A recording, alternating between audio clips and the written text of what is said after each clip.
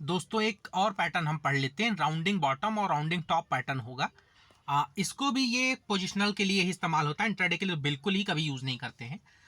तो इसमें क्या होता है कि ये महीनों और कभी कभी तो आप देखेंगे कि सालों में ये पूरा होता है इसका प्रोसेस।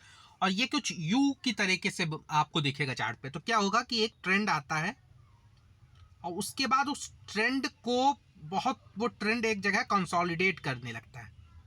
ठीक है, ये ऊपर नीचे भी हो सकता है और उसके बाद ये ऊपर फिर यहां से जाता है। ये कुछ ऐसा होता है दोस्तों। ये थोड़ा सा और गोल हो सकता है, ये थोड़ा सा नीचे जाके फिर ऐसे करके फिर ऐसे जा सकता है। तो ये जो ये आएगा, ये आपका यू के आकार का होगा, वही राउंडिंग बॉटम।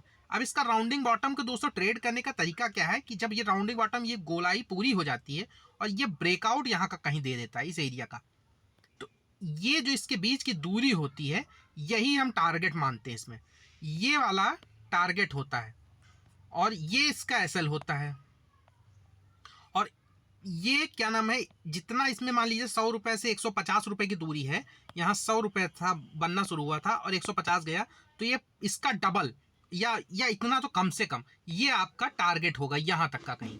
तो ये दोस्तों ये भी पोजिशनल के लिए इस्तेमाल करिएगा राउंडिंग बॉटम, और बहुत दिनों में बनेगा, इसलिए इसको आप सिर्फ अपने एजुकेशनल पर्पज के लिए अगर कहीं में चार्ट पे दिख जाता है हालिया में बना हुआ, तो मैं कम टाइम फ्रेम पे आपको दिखा दूंगा ताकि जो है आप आइडिया हो जाए कि किस तरह से बनता है। वरना इसमें कई तरीके से ये बन सकता है, एक दो तरीके और मैं आपको दिखा देता हूँ।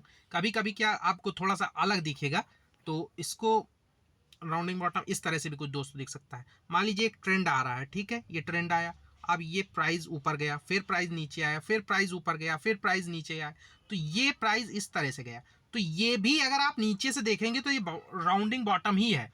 ये यहाँ पे इसकी नेकलाइन होगी, ये इस तरह का कुछ बनेगा और फिर इसके बीच की जो दूरी होगी वो आपका टारगेट हो जाएगा, यहाँ तक कहीं टारगेट आएगा और ये नीचे का एसएल हो जाएगा, यहाँ पे आपको कहीं पाई वही चीज़ आपको लगेगी जब आप यहाँ पे क्या नाम है कोई पेनिट्रेट कैंडल देखें, तो इस नेकलाइन और इसके नीचे और एक ब्रेकआउट कैंडल इसको जो है ये देखेंगे कि आपके एक बाहर है और एक यहाँ पे ये लाइन के ऊपर है, तो इसी के ऊपर आप बाई कर लीजिएगा। और या तो अगर पोजिशनल लेके जाना है तो यहाँ पे आप ऐसे लगाइए, वरना इस कैंडल के कहीं नीचे लगा के और 1 2 आप जो भी मिल रहा हो वो थोड़ा बहुत, जैसे मान लीजिए 5 रुपए की कैंडल आपकी बनती है 5 रुपए की, तो ये 10 रुपए का टारगेट आप लेके चल सकते हैं, क्योंकि लंबा पैटर्न है तो 1 2 1 3 तक आपको आराम से ये मिल जाते हैं। अब अगर चार्ट पे कहीं बना हुआ है तो मैं आपको एक आधा चार्ट दिखा देता हूँ, तो इससे पता चल जाएगा। और इससे पहले कि मैं राउंडिंग ये हमने बॉटम देखा है, अब जो है राउंडिंग टॉप भी देख लेते हैं, फिर चार्ट पे दोनों को अगर मिल जाते हैं तो देखते हैं।